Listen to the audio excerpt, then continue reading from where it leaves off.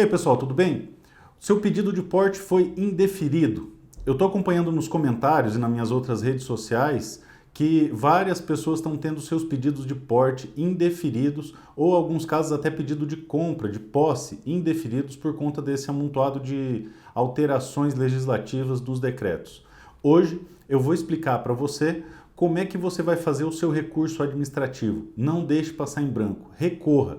Mas antes de entrar efetivamente nesse tema e demonstrar como que você vai montar o seu recurso administrativo, eu vou pedir para você o seguinte, que se inscreva no canal, se ainda não for inscrito, compartilhe os vídeos para aumentar a repercussão, ative as notificações e clica no gostei para aumentar a repercussão do vídeo. Ah, e tem outra coisa, se nós chegarmos a 5.000 inscritos, eu vou disponibilizar para vocês um modelo, uma minuta do recurso administrativo, tá? Tanto para posse quanto para porte.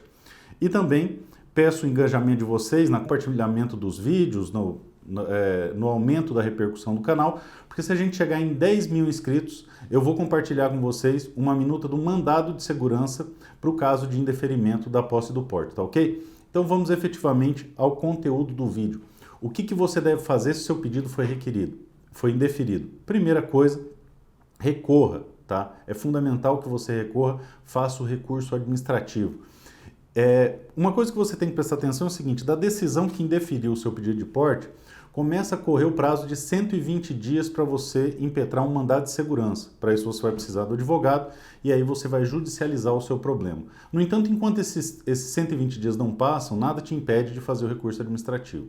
E como é que você vai fazer? Bom, o primeiro ponto do seu recurso administrativo é o endereçamento. Aí você vai colocar no cabeçalho, senhor delegado de polícia fulano de tal, e quem que é esse delegado de polícia fulano de tal, o que você vai endereçar?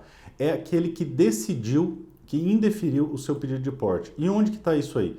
Isso está na Instrução Normativa 131 de 2018. Você vai encontrar o inteiro teor dela no site da PF.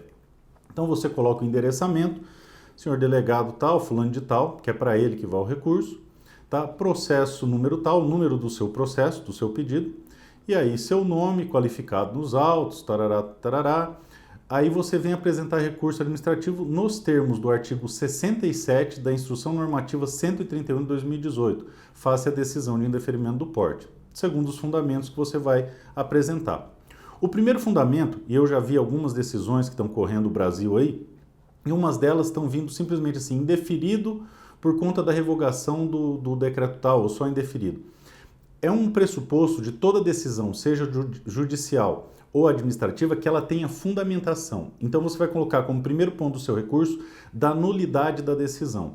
Com base no artigo 93, inciso 9 da Constituição Federal, a decisão que indeferiu o seu porte, ela tem que ser fundamentada, tá? Esse é o primeiro passo. Então você já vai colocar e explicar a nulidade da decisão e lá no final do pedido você vai pedir que essa decisão seja anulada por falta de fundamentação.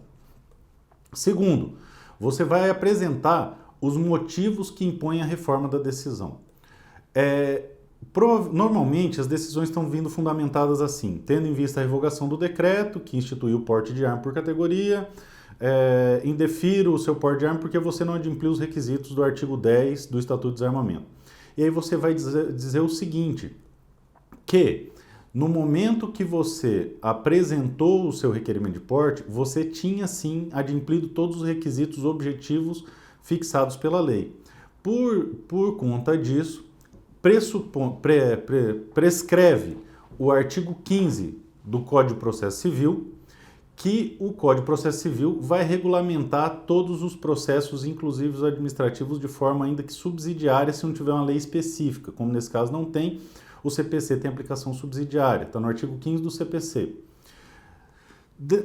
Da mesma forma, explicando a aplicação do Código de Processo Civil, você vai e pede a aplicação do artigo 14 do Código de Processo Civil, que diz o seguinte, que a norma processual não retroagirá e será aplicável imediatamente aos processos em curso, respeitados os atos processuais praticados e as situações jurídicas consolidadas sob a vigência da norma revogada. Então nós vamos tentar aqui emplacar a tese de situação jurídica consolidada, tá? Por quê? O que acontece? Regra geral, os decretos regulamentares eles têm aplicação imediata ao procedimento que regula, aplicando ao feito no estado em que ele se encontra. Então, o que acontece? Você fez o pedido, mudou o decreto. Em tese, com cada ato processual vai ter aplicação imediata desse novo regramento, certo? Então, por essa ótica, nós não teríamos direito. Só que no nosso caso, a fixação de critérios objetivos estabelece uma seguinte situação. No momento que você apresentou o pedido, você tinha direito.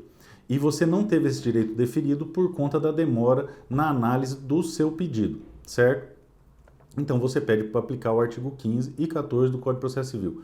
Continuando, você pega e afirma o seguinte, que por conta de ter adimplido à época do requerimento todos os requisitos objetivos e que a norma processual, a norma procedimental, no caso, que traz prejuízo, ela não pode te atingir, você vai pesquisar jurisprudências, tá, sobre honorários advocatícios recursais. E você vai ver que todos os tribunais decidiram o seguinte, o novo Código de Processo Civil chegou e disse que para quem recorre, a sucumbência que ele vai pagar, ou seja, os honorários da outra parte, vão ser majorados se o recurso dele for indeferido. E, sendo essa regra nova, já existiam outros recursos em trâmite propostos na regra anterior que não tinha essa previsão. O que os tribunais disseram? Que como essa situação veio depois da proposição dos recursos, elas não atingem os recursos já interpostos. Então você vai juntar essa jurisprudência e dizer o seguinte, a revogação veio depois do meu requerimento. À época do meu requerimento eu tinha direito, então deve-se aplicar a lei da data que eu fiz o requerimento por conta da situação jurídica estabilizada. Aí você junta essa jurisprudência. Além disso, você vai argumentar o seguinte, que os decretos trouxeram, além de elementos procedimentais, verdadeiros direitos materiais. Qual que é o direito material que ele trouxe? Direito ao porte pessoal em todo o território nacional, de todas as armas do acervo do requerente, válido por 10 anos. Sendo assim, tendo em vista que ele trouxe direito material, além de procedimento, o ato realizado na época do requerimento que você fez, o decreto era vigente e ele deve ser aplicado. Porque se ele não for aplicado, eles vão estar retroagindo uma lei nova, ou seja, o novo decreto que foi aprovado, para atingir um ato que você praticou lá atrás, que era a época que você tinha direito, tá ok? E é regra geral no direito que a lei nova não pode retroagir para prejudicar um direito adquirido, que você tinha e pediu na época do seu requerimento. Feito isso, você vai abrir um novo tópico para tratar da perda da oportunidade. O que é isso?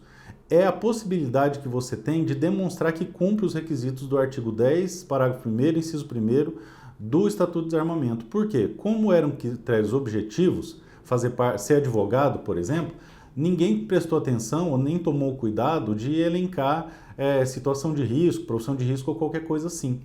E aí você vai dizer o seguinte, que o presente pedido foi feito numa época em que não era preciso demonstrar esses elementos, e sim só elementos objetivos, que era fazer parte de uma profissão de risco, como por exemplo advogado ou empregado transportador de carga, motorista transportador de carga. Então você vai dizer o seguinte, que como você não cuidou de fazer a prova de efetiva necessidade nos moldes do artigo 10º, parágrafo 1º, inciso 1º, ou de exercer atividade profissional de risco, você tem o direito, porque esse amontoado de revogações tirou de você a oportunidade de fazer essa prova. Então você tem o direito de produzir essa prova. Aí você escolhe se você já coloca no recurso esses elementos de prova ou se você pede que eles te deem um prazo hábil para fazer isso aí de mais ou menos uns 15 dias, eu acho razoável. Além disso, você vai abrir depois um outro tópico, que é do interstício de 1 ano para a formulação de novo pedido. Algumas delegacias da Polícia Federal no Brasil estão vinculando a 1 ano, ou seja, exigindo que decorra 1 ano do seu pedido para que você possa formular um novo pedido. Dessa forma, isso vai te atrapalhar, você vai ficar 1 ano na geladeira por conta desse montante de revogação do decreto. Então, você vai fazer um pedido para que não ocorra esse interstício de 1 ano, certo? Ou seja, havendo a manutenção do deferimento, que eles não te impõem isso. Com base no quê? Com base de ausência de previsão legal. Não tem nenhuma lei que te obriga a ficar 1 ano aguardando o outro decreto. E no final você vai fazer os requerimentos. Como o recurso é endereçado a quem deu a decisão, o primeiro requerimento é que ele reconsidere a decisão. Não reconsiderando, ele vai encaminhar para a autoridade competente, hierarquicamente superior.